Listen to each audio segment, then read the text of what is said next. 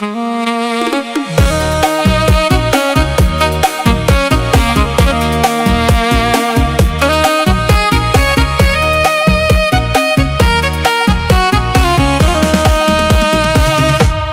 រះចុងខ្នាត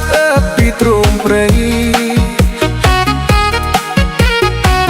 ស្រមមកដងលៃចោមលុបគ្របស្នេហ៍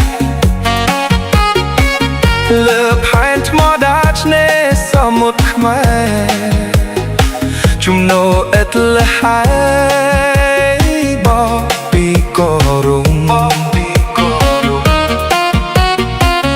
ក្រុងកំពង់សោមស្នងឋានប្រសិទ្ធ